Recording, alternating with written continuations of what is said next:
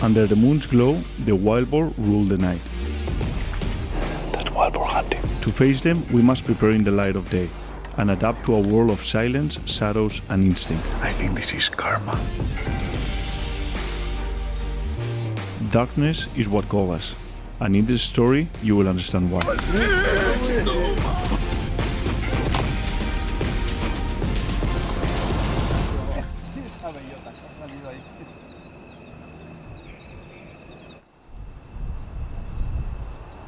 Most people don't understand what draws into the darkness. What is it about wild boar that pushes us so hard? I even ask myself, why spend so many hours high in a tree, motionless, surrounded by nothing but silence and shadows? Relying only on sound and on the feeling of animals moving close around you. Tonight, I want to try and explain why we do this and why it becomes so addictive.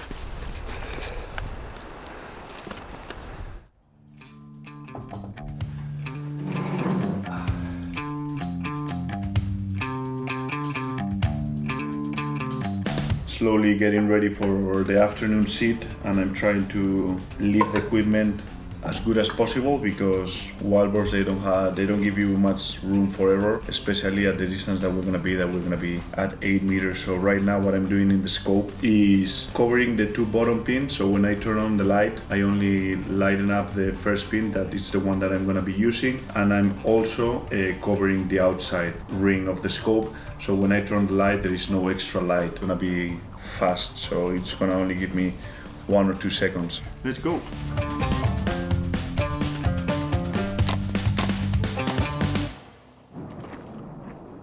One of the biggest challenges with wild boars is how tough they are, and one of the key things is to understand really well how their body shape is, because the vitals are kind of like around here, but they do have a lot of muscle on this area and bone, so the spine goes down to here to the base of the neck.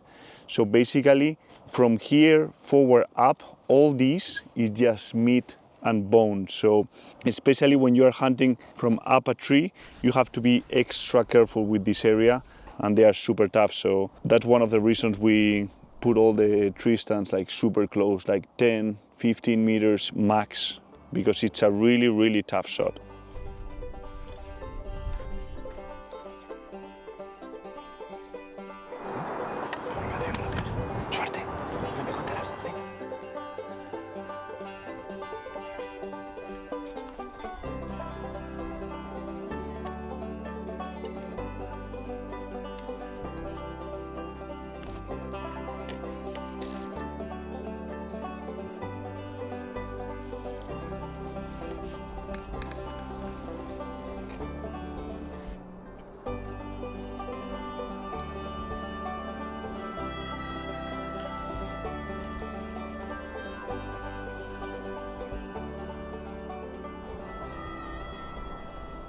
It's 7:30, today is way warmer.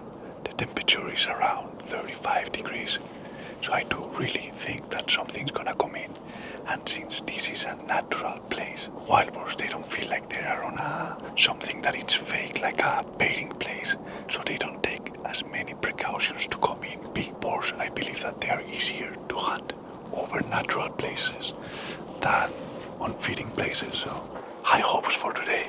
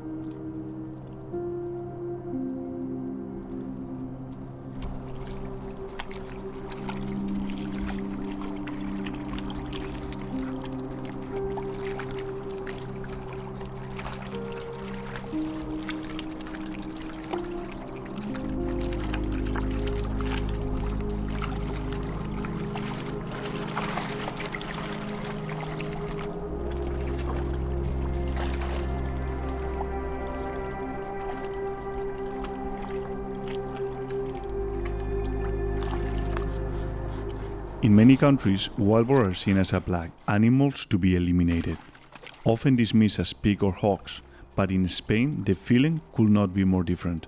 For us, the boar is the most cherished game in the country, even above ibex or deer. We manage them with respect, leaving the sows and young, and seeking only the old tuskers. The wild boar is part of our identity as hunters, and nothing excites us more than crossing paths with one in the field.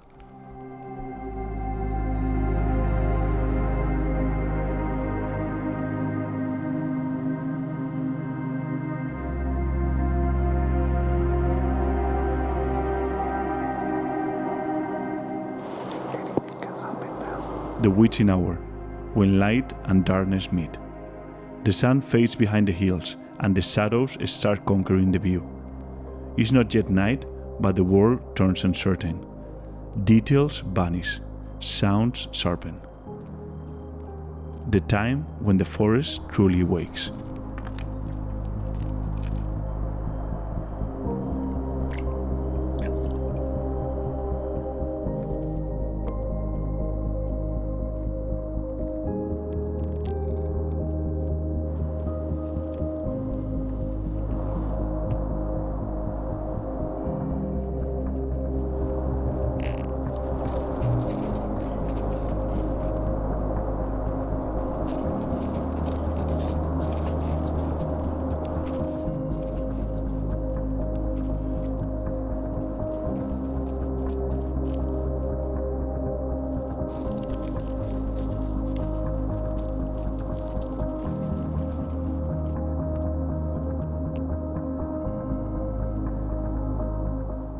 They are hunted all seasons and in many ways, which makes them perhaps the hardest animal to outsmart.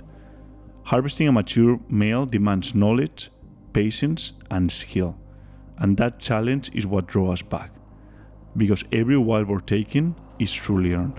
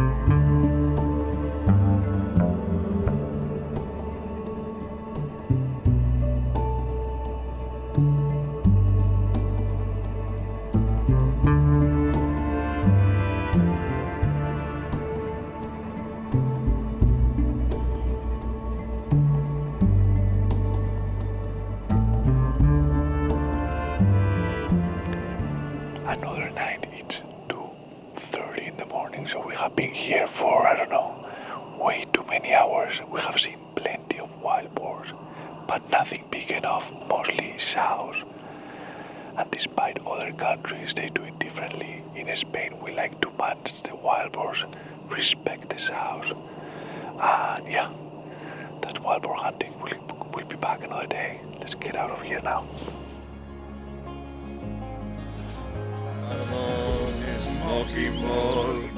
Wild boar are at the core of every hunter in Spain. It's what we grew up doing, and over time we developed a deep respect for them. I cut my teeth chasing boar as a kid, especially when I first picked up a bow. La flecha se le rompió. No. Back then, I knew almost nothing, and hardly anyone around me was bow hunting. It was a fun time, figuring things out on my own. I even started filming my hands, mostly just to see exactly where my arrows were hitting. ¡Mira qué cochino! ¡Ahí va! ¡Toma! Looking back, that was probably the beginning of the Pedro you see today. Sharing those early clips online connected me with other hunters and fueled my passion for bow hunting. In those years, I harvested plenty of wild boar and really had the system dialed. I mastered the process and managed to take some truly old boars, but with everything so fine-tuned, it eventually became a little monotonous. That's when I shifted my focus toward mastering spot and stalk. In time, I lost the ground where I could hunt them at night. But now, sitting once again in a tree after so many years away from this style of hunting, the memories come flooding back. It feels good, and it reminds me that we cannot lose our roots because they define us at the deepest level.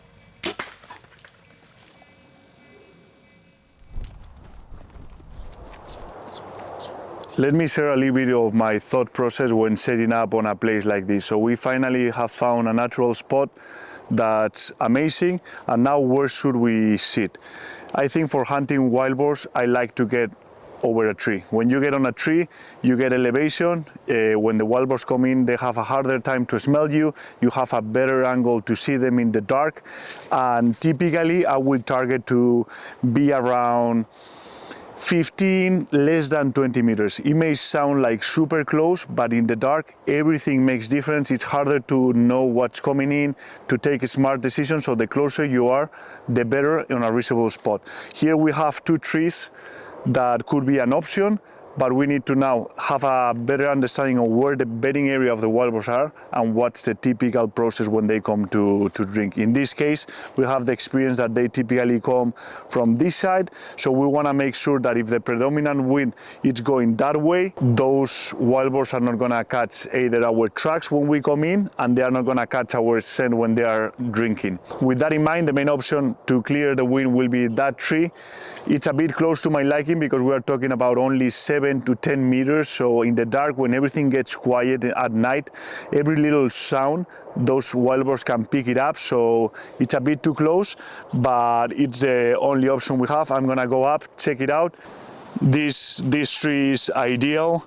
It's very crooked, so the only option to hunt this type of trees will be a saddle, which is a great versatility. When you hunt out of a saddle, you can really set on very thin, tricky trees, which setting up a tree stand will be impossible.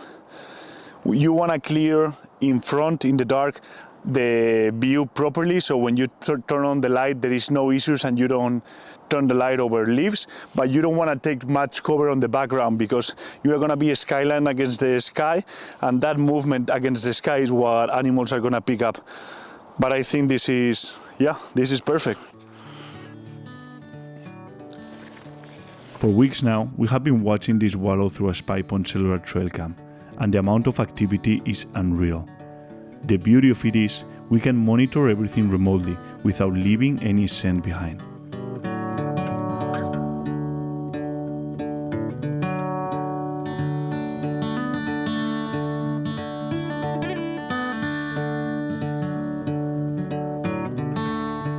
A few big boars have been showing up consistently, along with plenty of deer that could spoil the hunt.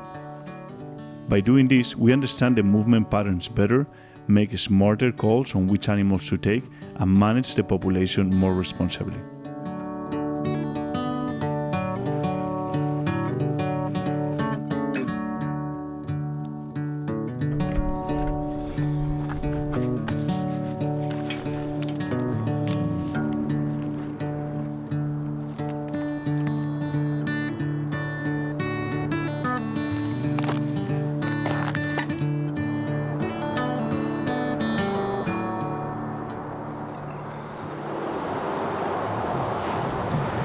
Farthest spot, 12 yards, closest 7. Way too close.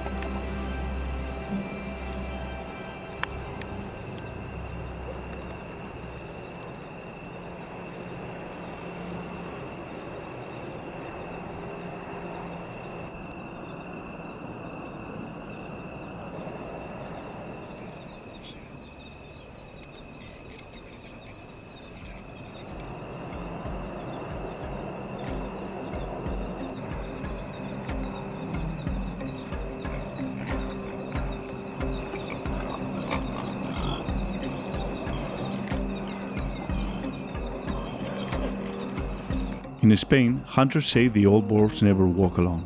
They travel with a squire, a younger companion that follows and learns while also serving as a shield. The old tasker sends him first to taste the bait, to cross a fence, or to face the danger ahead during a drive.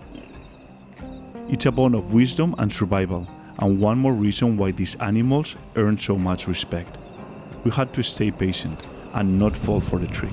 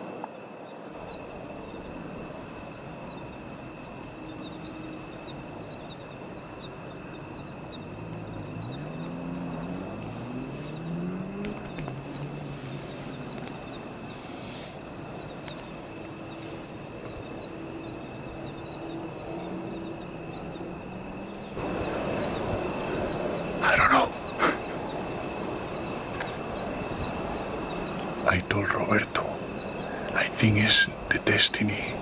My cap dropped on the first boar. We saw the boar for 5 seconds and my cap that has been hanging from the same limb the whole afternoon dropped. So I was like, I think this is karma, this is not the right boar to take. A bigger one is gonna come. Sure enough, half an hour later, I think it's a bigger one. And I saw it at 7 meters. I was so scared of putting the light on that I rushed the shot. I think it might be a little bit far back, but the exit might be better. I don't know, it ran, turned around, and I think I saw him crush some branches over there, so it feels good. But we're gonna have to go down and check, but I'm like shaking.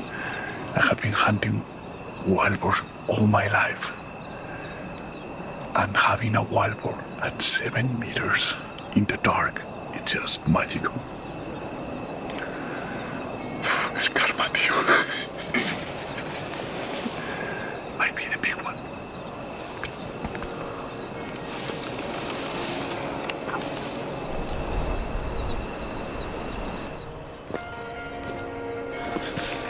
Whoa, check.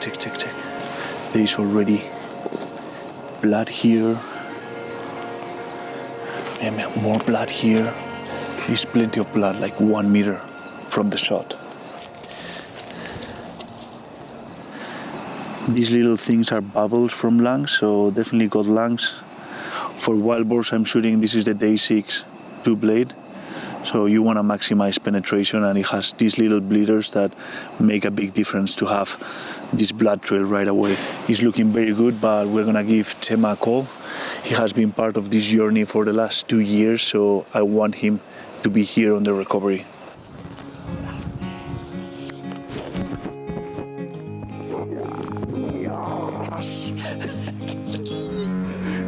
Aquí.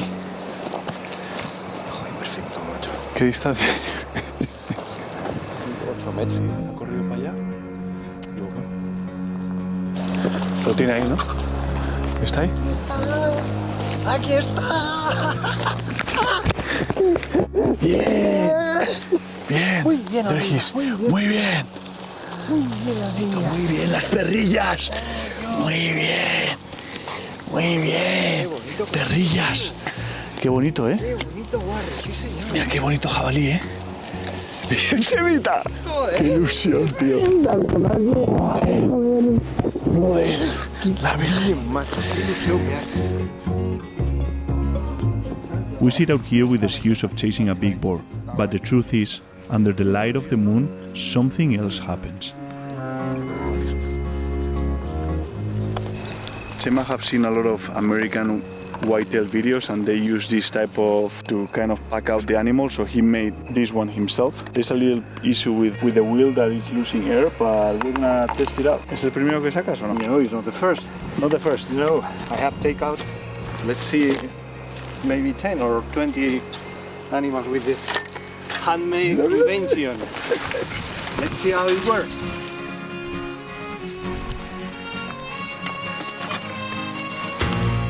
The darkness exposes our soul. We open ourselves.